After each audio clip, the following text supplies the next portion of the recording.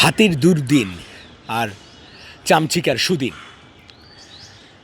লাগাও তুষার, যাকে সবাই চেনে লাগাও তুষার নামে, সেই লাগাও তুষার নড়াইলে গিয়ে মাশরাফি বিন মুর্তজাকে নিয়ে কটূক্তি করেছেন এবং ব্যঙ্গ বিদ্রূপ করেছেন। কত বড় দুঃসাহস! এবং এই লাগাও তুষারকে আপনি চেনেন কবে থেকে? এই লাগাও তুষারের অর্জনটা কী? এই লাগাও তুষারের কৃতিত্বটা কী? এই লাগাও তুষার ফেসবুকে, ইউটিউবে একটি বক্তব্যে বলেছিলেন, এক ইন্টারভিউতে বলেছিলেন এই লাগাও তুষার যে তিনি ঢাকা ইউনিভার্সিটির পিএইচডি ডিগ্রিধারী শিক্ষকদের পড়াতে পারবেন এবং ঢাকা ইউনিভার্সিটির শিক্ষকরা কোনো প্রতিবাদ করেন নাই। তো আমি কেন এই ভিডিও বানাচ্ছি এই লাগাও তুষারকে নিয়ে?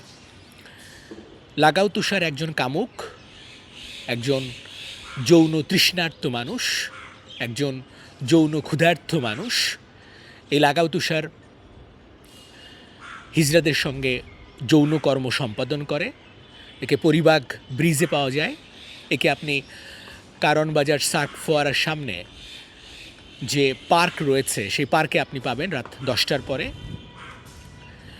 এই লাগাও তুষার এতটাই চরিত্রহীন, এতটাই লুচ্চা, এতটাই লম্পট,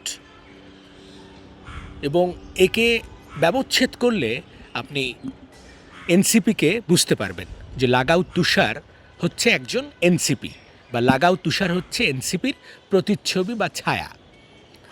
আমি লাগাও তুষারকে ওপেন চ্যালেঞ্জ করছি, ওর সঙ্গে আমি ডিবেট করব, ওর সঙ্গে আমি তর্ক বিতর্ক করব ওপেন ফ্লোরে।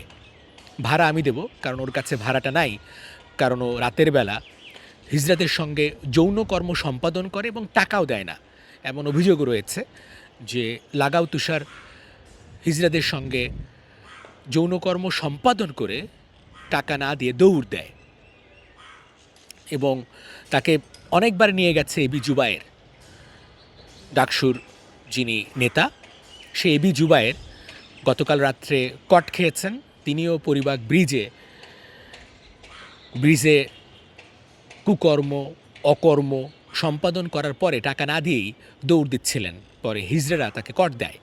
যাই হোক, লাগাও তুষার যাকে নিয়ে মন্তব্য করেছেন তিনি মাশরাফি বিন মুর্তজা, বাংলাদেশের সর্বকালের সেরা ক্যাপ্টেন তাকে বলা হয়।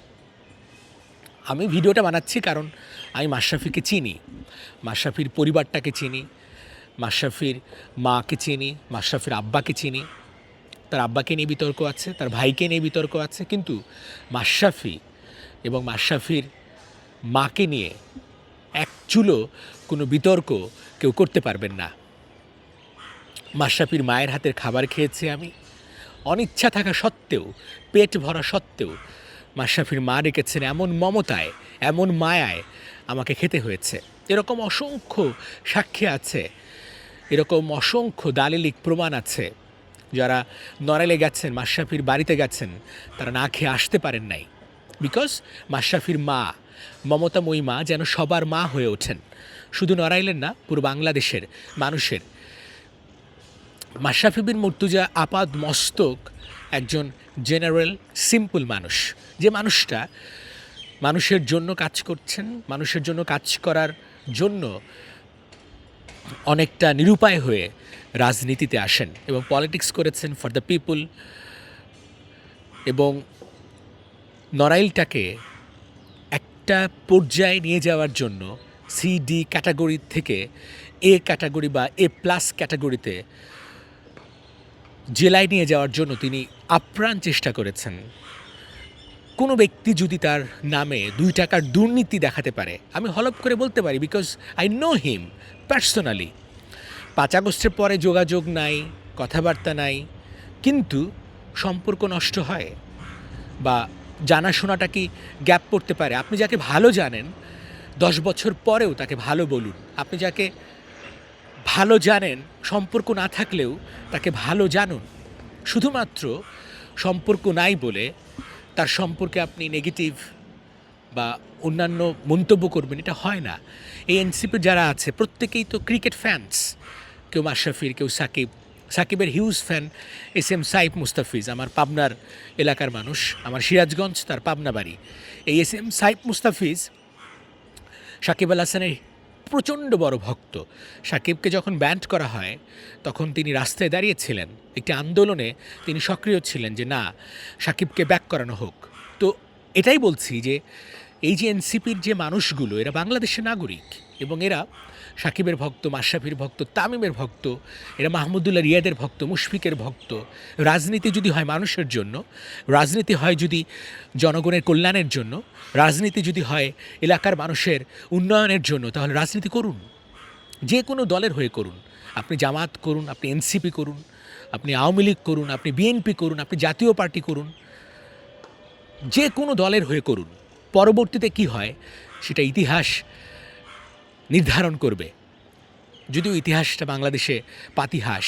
কিন্তু আপনি যদি মনে করেন যে ইয়েস, এইটাই আমার right time to serve my people, to serve my এলাকা, তাহলে করুন। রাজনীতি খারাপ হতে পারে না, একটি দর্শন কখনো খারাপ হতে পারে না।